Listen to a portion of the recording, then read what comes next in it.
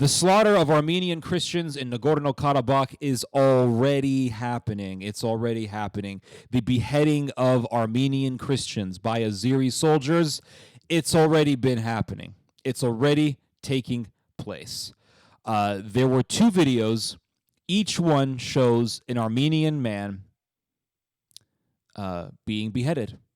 In one video, an elderly Armenian man gets beheaded by an Azeri soldier, and his head is then placed on a dead animal. And the soldier says, "This is how we deal with our enemies. We behead them." And he has just beheaded an elderly man. And then there is another video showing another elderly Armenian man being beheaded, decapitated by an Azeri soldier.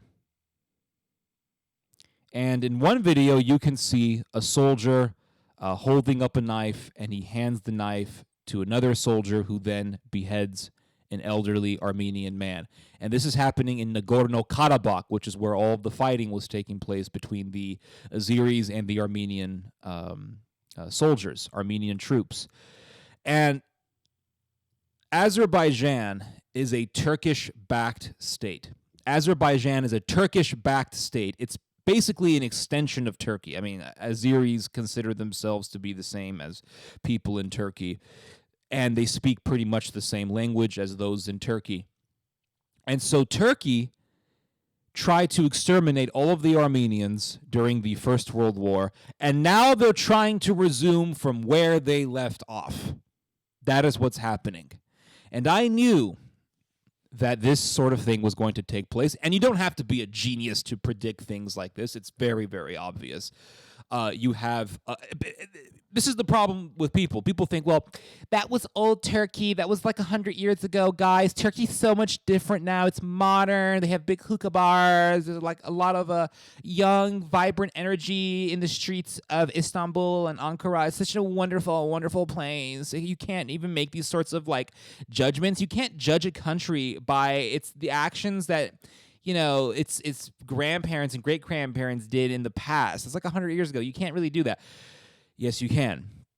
Yes, you absolutely can, because I believe every nation has a spirit. And by spirit, I mean a disposition, a moral disposition, a particular temperament. Every country has a particular temperament. Every country has a particular vibe to it. Every country has a certain smell. Like, when you go into a different country, there's a smell in the air. There's a smell. There's a smell in America. We don't really notice it because we've been living here our whole lives, so we don't really recognize it. But when I went to Italy, there's a smell that Italy has that I wasn't used to, and my nose was always picking up on it. It's like, well, there's a smell in the air. When I went to Spain, there was a smell over there. When I lived in Mexico, there was a smell in the air there as well. Every country has its own environment, its own vibe, its own temperament, its own spirit, its own soul. And that temperament, that disposition, that condition of the mind and the soul and the general psychology of the people, it doesn't really leave. It just perpetuates itself. It stays on there because why? It's very simple. If your great-grandfather was a certain way, he would teach his son to be a certain way, or he would raise up his children to be certain, to have a certain demeanor. Not just with commands and demands, but just by being a certain way. Children will see their parents act a certain way, and they will emulate that. So the grandparents or the great-grandparents are a certain way, their children emulate them, and then their children emulate them, and then we're emulating those who raised us. And it's just the bottom line. So countries have a certain way about them. And Turkey has a certain way about itself.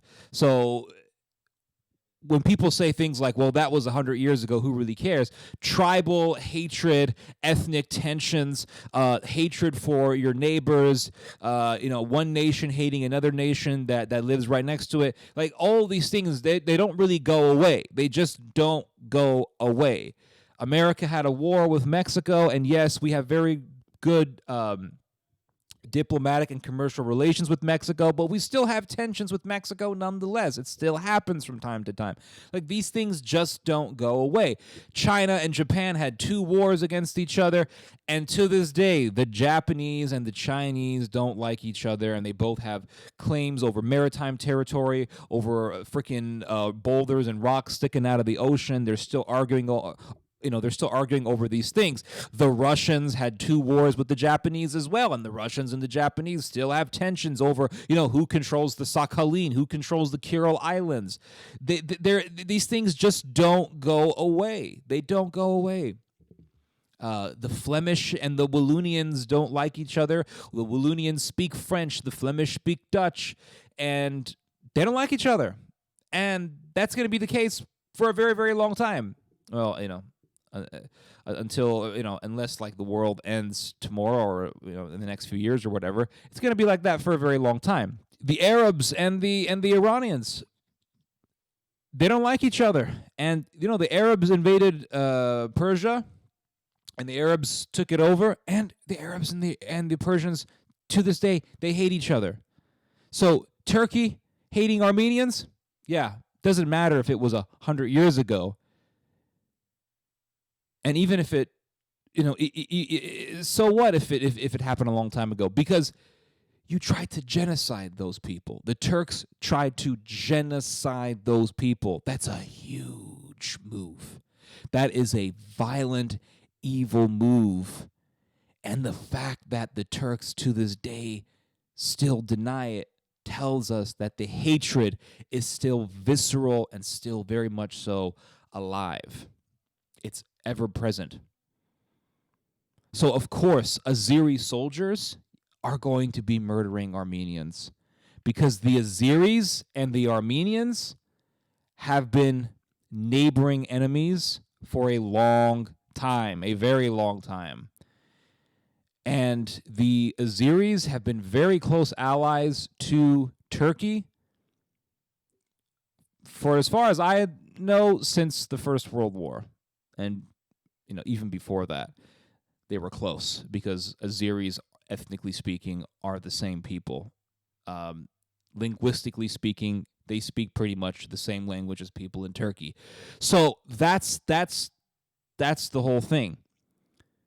But Turkey wants to really resume from where it left off. It wants to exterminate all of the Armenians, and they are beginning to do so through their proxy, Azerbaijan. And this is not surprising at all. In 2014, I remember there was a majority Armenian village that was in between, I want to say it was in between Syria and Turkey. And the name of the village was called Kasab.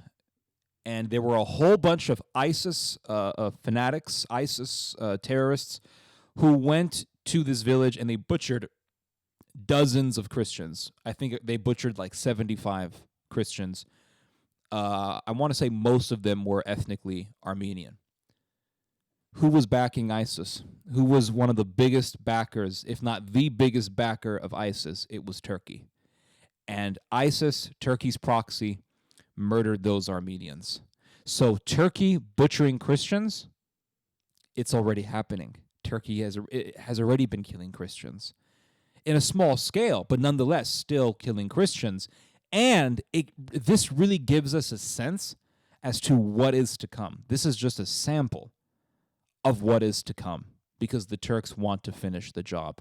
They want to implement their final solution on the Armenians. They want to kill the Armenians.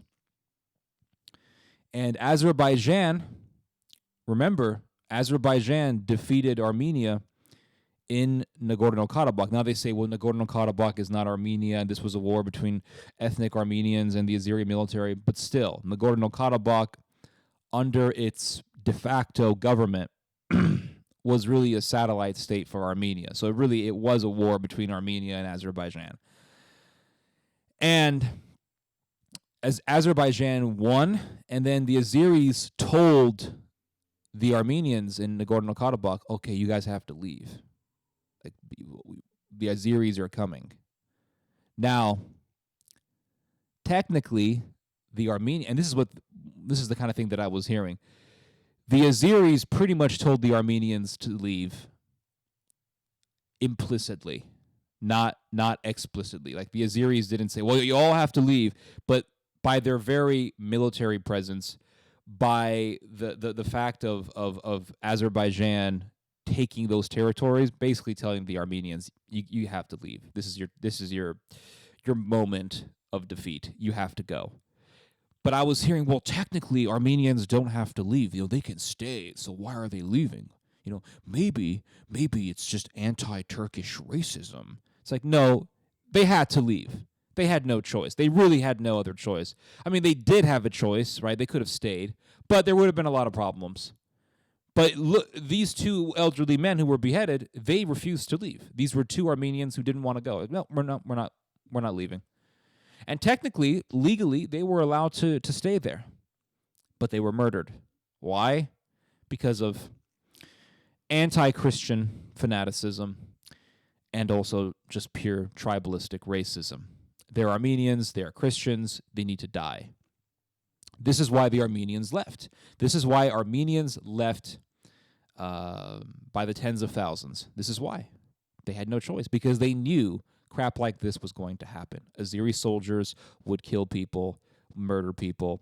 There was one story I heard of Azeri soldiers taking an Armenian soldier and plucking his eyes out. It was really, really horrific stuff. But it's already happening. The advent of Turkish power is being witnessed, and soon the expression of that rise of empire will be heard. It will be the sound of the mizmar, the sound of the baglama, and the sound of marching armies on their way to war, bringing mankind down the spiral of destruction. You guys just heard some theology. God bless.